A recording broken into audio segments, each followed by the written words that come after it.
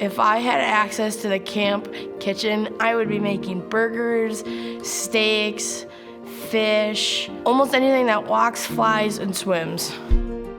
I am Sebastian, I am 15. My nickname is Sebas. My hobbies are fishing, hunting, and cooking. I'm really lucky to have Sebas in my house because I don't really ever have to cook. I just say, Sebastian, I'm hungry for some burgers. Can you make me burgers tonight? And he's like, yep, I got this. And they always turn out fantastic. Camp Unia is a camp where I like to go to, more of a place for like a vacation. Also a place to make friends and just have a good time.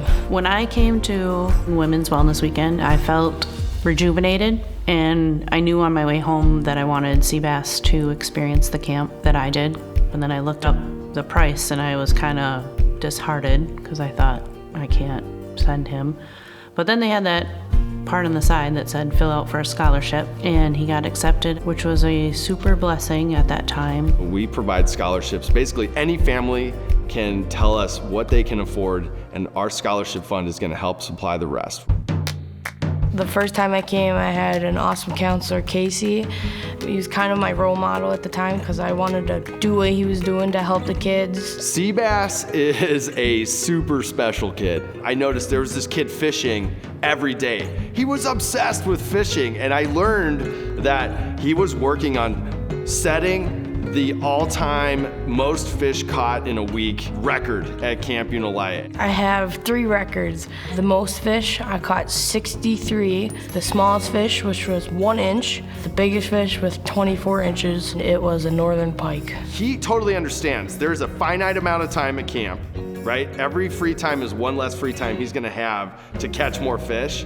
In the middle of that, he stopped and took time to work with younger kids, and he's not even in a leadership program at this point, but he understood that there were 7, 8, 9-year-old kids who thought he was cool and thought fishing was cool, and he took his time to help bait hooks for them and help them start catching fish. And I knew that he was somebody really special when I saw that. I have seen the little kids catch fish and then the amazement on their face when they feel like they accomplished something great, or when they get like a really far cast and they don't bring anything in, but then I tell them like to flip right there, and then they catch a fish and they feel so happy that they did something. When Sebas got home from camp, he was really excited. I could see like a sparkle in his eyes. He wanted to come back to camp again, but he didn't feel that he would get another scholarship or that we would be able to afford for him to go. So he thought maybe he could just work in the kitchen to pay for him to go to camp. I think he was 14 years old at the time and was applying to be a cook because he just wanted to stay at camp and